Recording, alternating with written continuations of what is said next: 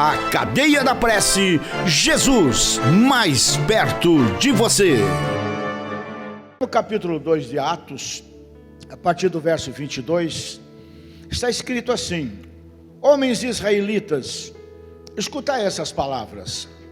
A Jesus Nazareno, varão aprovado por Deus entre vós com maravilhas, prodígios e sinais, que Deus por ele fez no meio de vós, como vós mesmos bem sabeis, a este que vos foi entregue pelo determinado conselho e presciência de Deus, ou seja, pelo propósito de Deus, tomando-o vós, vocês o crucificaram e o mataram pelas mãos de gente injusta, ao qual Jesus, Deus ressuscitou, soltas as ânsias da morte, pois não era possível que fosse retido por ela. Amém? A verdade é que, depois da morte de Jesus, tudo aquilo que aconteceu, aqueles medos, aqueles receios, foram minimizados, vamos assim dizer. Eu digo minimizados porque no meu entendimento é isso mesmo, pela ressurreição de Jesus, porque era uma coisa muito grande, né? Continua sendo uma coisa muito grande, né? Um homem, depois de massacrado da forma como ele foi, humanamente sem condição de, mesmo que tivesse sido uma parada cardíaca, que qualquer outra coisa, voltar à vida, não tinha condição. Foi esmagado realmente, né? Então de repente ressurge ao terceiro dia, num corpo todo diferenciado. 40 dias esteve com eles. Nesses 40 dias não houve milagres, não houve nada disso. 40 dias ele se preocupou em ensinar a igreja que iniciava o seu verdadeiro papel, que é este que nós vamos fazer, doutor Ulisses: evangelizar, ganhar almas, porque ele veio para nos ensinar o que somos e para que nós podemos ser úteis. Então ele disse: olha, eu vim, fiquei com vocês, ensinei, falei, fiz coisas para que vocês façam outras maiores do que essas que eu fiz, porque eu vou voltar para o Pai, mas vou lhes dar poder. Mas disse para eles: só tem o seguinte, depois de 40 dias, antes de subir aos céus, de ascender, ele disse: fiquem em Jerusalém, até que do alto vocês sejam revestidos do poder de Deus, para serem minhas testemunhas em todo lugar que eu mandar. E eles ficaram 10 dias de oração, começaram em 500, terminaram aí nos 118 mais ou menos. Mas os que persistiram foram visitados por algo que a humanidade jamais sonhava, exceto aqueles que acreditavam nas profecias do profeta Joel. E eles foram batizados com o Espírito Santo, ou no Espírito Santo, foram cheios de graça, de unção, de poder. A sua mente se libertou, se desamarrou, tanto que um homem como Pedro, que dias atrás o tinha negado por 3 vezes, na verdade, sempre gosto de pontuar isso, não foi só Pedro que traiu Jesus, os 12 traíram, os 12, sem exceção de nenhum. Todos correram na hora do fervo, todos correram e deixaram Jesus. No fundo, não existe maior traição ou menor traição, né? Mas vamos usar assim como expressão: o que menos traiu é justamente quem disse que mais traiu, que foi Pedro. Porque os outros correram, se pirulitaram e se esconderam. Pedro, pelo menos de longe, seguia Jesus. Foi de longe com medo, aquela coisa toda, e foi por causa de medo que o negou 3 vezes, conforme Jesus mesmo disse que haveria de acontecer. E vocês têm que aprender uma coisa, principalmente nesses tempos modernos que nós estamos vivendo: se está escrito, vai acontecer tudo. Na verdade, está acontecendo. Nada do que está acontecendo deixa de ter a vontade permissiva de Deus. São os fins dos tempos, e a palavra se cumprindo.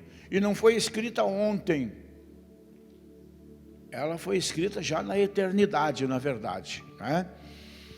E então Jesus simplesmente é assassinado, né?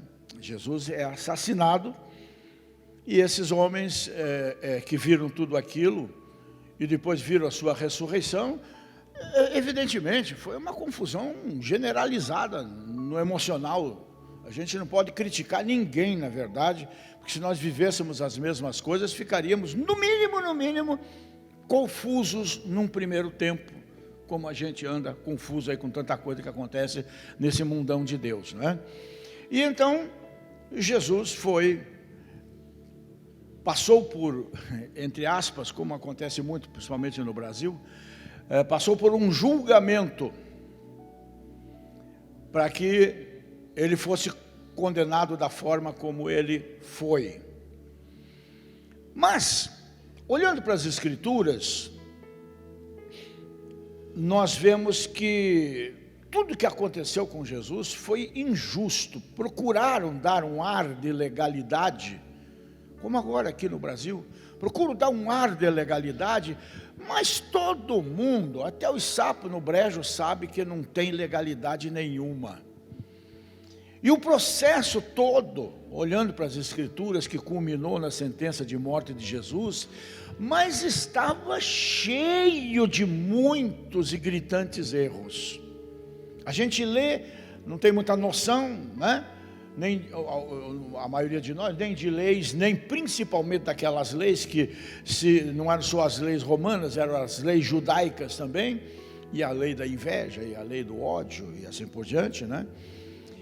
E a gente não enxerga exatamente isso, mas analisando com mais cuidado, as autoridades judaicas, elas tropeçaram nas suas próprias leis, eles infringiram suas próprias leis e atropelaram todo o processo no mais importante julgamento já havido na história humana, que foi o julgamento do santo.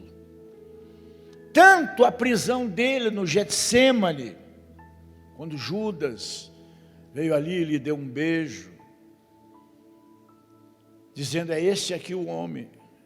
Como o seu interrogatório diante do Sinédrio judaico, o Supremo Tribunal Federal dos judeus, revelaram grandes deficiências, absurdas deficiências na condução do processo. Nós temos um irmão que já frequentou essa igreja há muito tempo, ele é advogado, o pai dele é desembargador. Um dia a gente conversando, e ele muito crente e muito advogado também, eu até sugeri, né? Conversando com ele, ele me colocando coisa dos erros no julgamento de Jesus, eu disse, puxa cara, você podia escrever um livro sobre esse assunto. E ele escreveu, eu tenho esse livro. Acho até que ainda está à venda lá na Livraria Evangélica de Curitiba, né? Todo o processo e todos os seus erros, os erros cometidos, evidentemente, como aqui, intencionalmente, para conseguirem o seu objetivo por inveja, por medo de perder um status, por medo, na crendice, de perder outro status, que era o do imperador, não é? Mas na verdade as autoridades já haviam decidido matar Jesus mesmo antes de interrogá-lo. A interrogação, aquele pseudo processo, era só para enganar os otários, né? Eles haviam decidido fazer isso antes mesmo da festa da Páscoa, para evitarem uma revolta popular muito grande. Eles não queriam que o povo se levantasse em defesa daquele homem que estava ali injustamente sendo acusado. A atitude de Judas, no entanto, de entregar Jesus por 30 moedas, foi o que adiantou o intento deles, né? Atropelou um pouco o processo deles, né? E o processo assim não passou de uma simulação de justiça. Desde o princípio até o fim, pois não tinha outra finalidade senão dar uma aparência de legalidade a um crime já pré-determinado por eles. Vamos usar as filigranas da lei, que é o que acontece nesse país, em todos os sentidos, seja a lei trabalhista, seja nas leis que dizem respeito a casamento, enfim, usam as filigranas, as vírgulas, ou a palavra dúbia, que pode significar duas coisas, e fazem pender para o lado do seu cliente, e inventam coisas absurdas. E vamos começar então assim, só para vocês terem uma ideia de quanta injustiça aconteceu.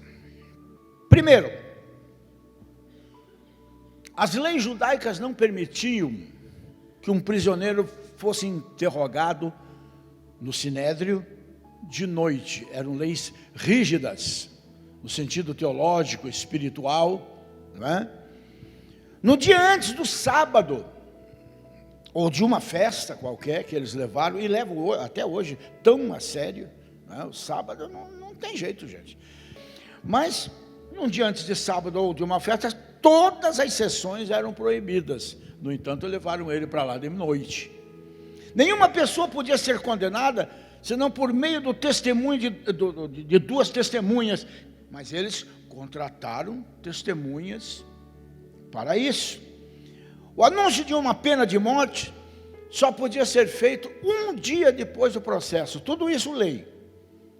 Nenhuma condenação podia ser executada no mesmo dia.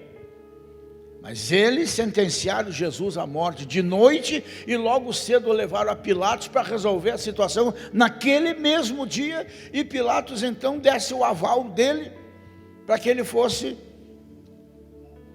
executado, e da forma como foi. Em terceiro lugar, a reunião do Sinédrio, que sentenciou Jesus à morte de noite, foi legal uma vez que correu à noite. E o método usado também foi completamente ilegal, visto que eles ouviram testemunhas contra Jesus que não podia acontecer. Nesse sentido, tudo fora da lei, tudo fora de ordem, tudo fora de dia, vamos assim dizer, não é? Então Jesus passou por dois tipos de julgamento: um eclesiástico e um outro civil. Um por lado dos judeus, outro pelo lado dos romanos. O primeiro aconteceu nas mãos dos judeus. O segundo aconteceu nas mãos dos romanos, e ninguém ali foi justo ou teve coragem. Ainda você sabe que Pilatos tentou, a conselho da sua esposa, tem um nome muito estranho, né, chamada Prócula, né? A Prócula chegou do Pilatos e disse: não se meta na questão desse justo, que você vai se dar mal. Aí tudo que ele fez, mesmo sabendo que não podia condená-lo, condenou porque era a vontade dos israelitas, lavou as mãos e se condenou, porque pouquinhos anos depois ele se suicidou, para quem não sabe, né? Pilatos tirou a própria vida. E no tribunal judaico apresentou-se uma acusação teológica contra Jesus. Tinha que ter uma acusação. E qual era? Blasfêmia. Qual era a blasfêmia? De ele dizer quem de fato ele era: o Filho de Deus. No tribunal romano, a acusação era política. A palavra usada é sedição, ou seja, traição. Os judeus o acusaram por se identificar como Filho do Deus Altíssimo. Os romanos o acusaram por ele se identificar como o Rei dos Judeus. E assim acusaram Jesus de crime contra Deus e contra César. É incrível, né? Estou falando todas essas coisas para vocês não se assombrarem com as injustiças que estão por aí, porque elas são inerentes ao ser humano, lamentavelmente, né? Então, tanto no tribunal judaico como no romano, até seguiu-se, vamos assim dizer, um certo procedimento legal. Uma vítima foi presa, essa vítima foi acusada, foi interrogada, mas não disse nada contra ela mesma, né? Chamaram-se testemunhas que não tinham visto nada, e então o juiz deu o seu veredito e imediatamente pronunciou a sentença. Mas Jesus não era culpado das acusações. As testemunhas eram falsas. Por isso a sentença de morte foi um incrível erro judicial cometido por todo mundo naquele tempo. Mas tinha que acontecer, porque como nós lemos aqui, no texto que nós lemos, diz assim: este vos foi entregue pelo propósito de Deus. Tinha que acontecer. E vocês tomaram ele e crucificaram, e mataste-os pelas mãos dos injustos. Vocês foram tão covardes que não o mataram, fizeram os romanos matarem em seu lugar. Usaram outros para cumprir os seus objetivos nefastos, não é? E então, o julgamento judaico quanto o romano tiveram cada um dos seus 3 estágios, né? Se a gente lembrando, o julgamento judaico foi aberto por Anás, o antigo sumo sacerdote. Em seguida, Jesus foi levado ao tribunal pleno para ouvir as testemunhas. Então, na sessão da manhã do dia seguinte para o voto final de condenação, ele ali estava, e nada resolvido, foi enviado a Pilatos, que nada resolvido o mandou para Herodes, que nada resolvido mandou ele de volta para Pilatos. Em outras palavras, desculpa a expressão, mas Jesus Cristo, como todo caso que a gente assiste aí, né, acaba se tornando uma tremenda batata quente na mão daquele que arma o esquema para a injustiça, não é? Pilatos atendeu ao clamor da multidão. Quem que vocês querem? Essa coisa aqui chamada Barrabás? Ou a Jesus que vocês chamam o Cristo?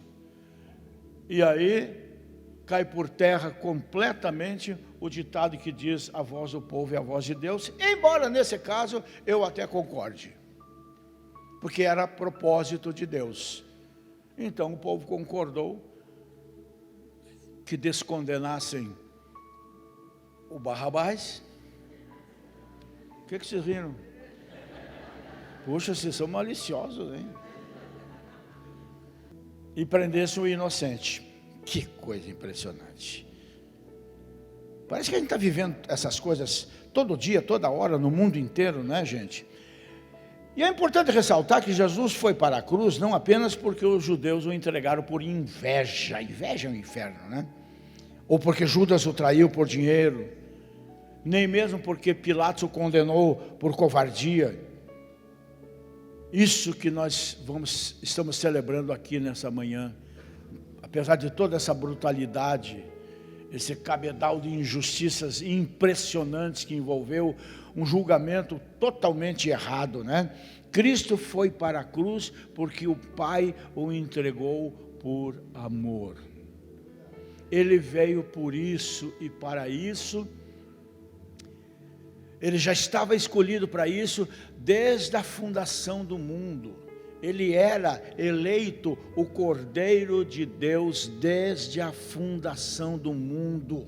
Cristo foi para a cruz porque Ele, é isso que nós temos que entender na nossa vida, nos momentos que nós estamos vivendo, certas acontecências que a gente não entende, e algumas bíblicas, inclusive, que a gente se revolta até hoje ainda, com gente discutindo quem matou Jesus. Quem matou Jesus foram nossos pecados. Quem permitiu que isso acontecesse não foi Pilatos, não foi Anás, mas foi Deus, porque não tinha outro caminho, não tinha outra coisa a acontecer para que a nossa alma eterna fosse salva, o preço fosse pago. Ele se entregou a si mesmo por nós, está escrito voluntariamente, tanto que ele não reagiu.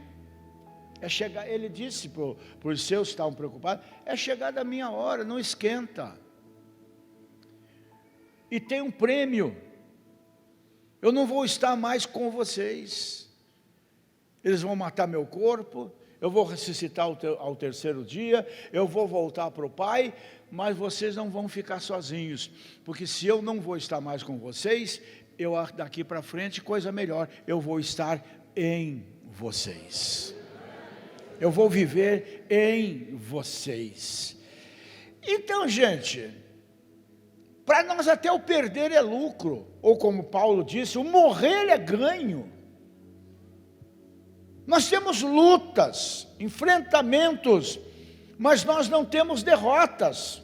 A única coisa que pode nos derrotar é o nosso próprio pecado. Por quê? Porque não é que Deus se afaste de nós, nós nos afastamos de Deus e o outro se aproxima.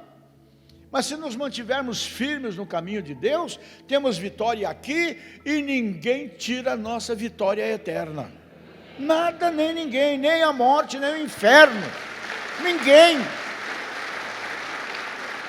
Quem aqui já aceitou Jesus como Senhor e Salvador? Sério, levanta a mão. Quem não aceitou, já passou da hora, né? Você tem um novo nome escrito na glória.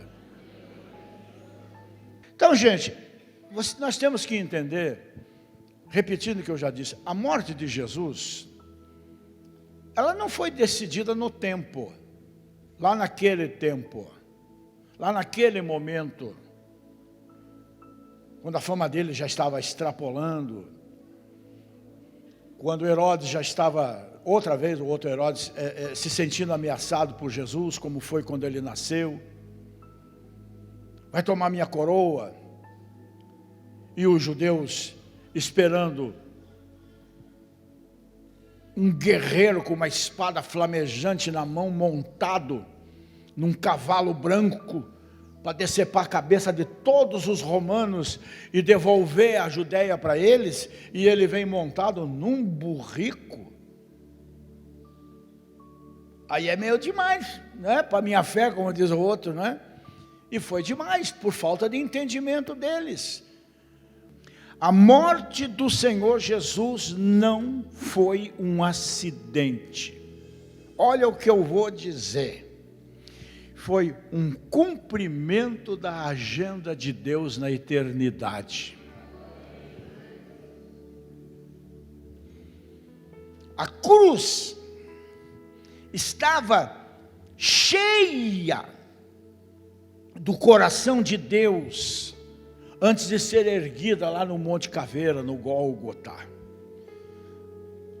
Eu não posso dimensionar isso de maneira nenhuma, dizer como é que Deus poderia estar se sentindo no seu trono de glória, vendo o seu filho morrendo, mas posso entender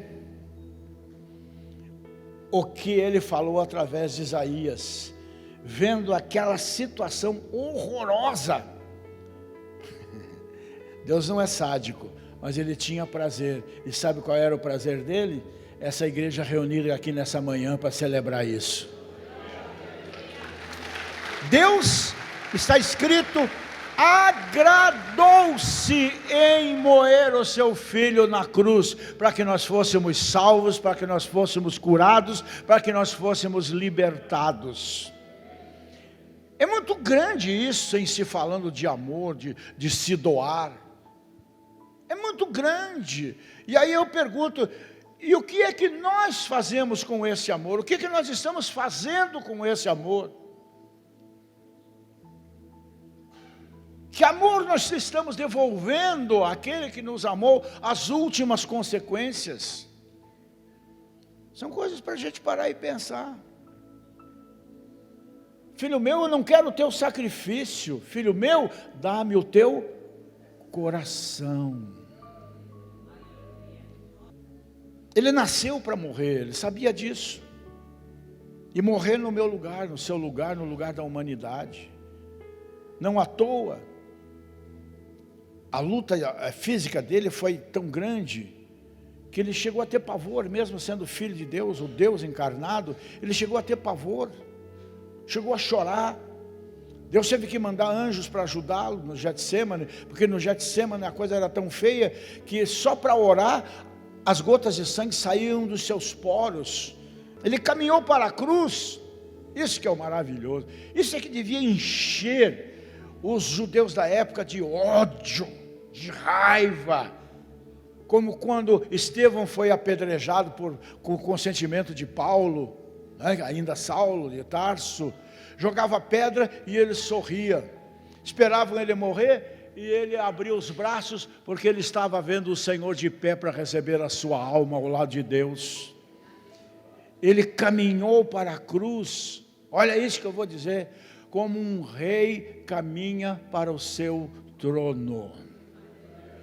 Isso é muito grande, isso é muito forte. Na sua morte, Jesus estava glorificando a si mesmo,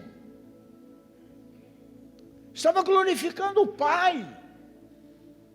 O menino da manjedoura estava destinado a ser um homem de dores na cruz, Portanto, era o seu trono verdadeiro antes de assumir o seu definitivo. Pagou o preço que tinha pagado nessa nossa dimensão de vida. Não precisamos sofrer, só precisamos crer. Não precisamos pagar, só precisamos aceitar esse amor. Só precisamos ser fiéis. Em contrapartida, recebemos sempre a fidelidade de Deus em todo e qualquer momento da nossa vida. Essa morte, ela foi voluntária, ela não foi imposta, ela não foi constrangida, como eles pensavam que estavam fazendo. Cristo não morreu como um mártir, ele morreu como redentor da humanidade. Ele morreu como cordeiro substituto, porque até então, que é o que representa hoje, especialmente o dízimo e a chamada oferta alçada, ele tomou o lugar daqueles cordeiros que eram trazidos para o templo, que eram abatidos, o sangue separado, que eram derramados no altar. Não mais sacrifícios nesse sentido. Deus transformou isso não numa imposição, mas numa proposição do dízimo. Você quer colher alguma coisa, Rogério? Eu te dou a semente. Você semeia e você colhe abundantemente. Ele morreu a nossa morte, como nós cantamos aqui, para nos dar a sua vida.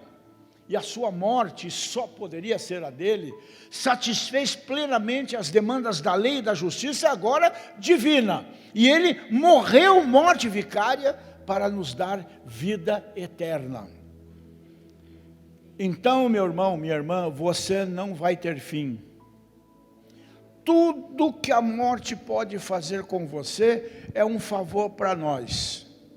É levar essa carcaça embora, nos libertar dela. Aí você entende os dizeres de Paulo, né? Quem me libertará do corpo dessa lei? Quem me livrará dessa casca que só me faz sentir dores, desconfortos? Quem me libertará? Por incrível que pareça, a morte. Ela me libertará disso aqui, para que eu possa ter o meu lucro eterno nos braços do Senhor. Amém? Nós somos um povo mais do que vencedor por isso. Porque Jesus venceu o homem. O homem não é o caso, né? Jesus venceu o ser que venceu o homem no jardim do Éden. E por isso nós somos mais do que vencedores. Amém? A Cadeia da Prece, Jesus mais perto de você.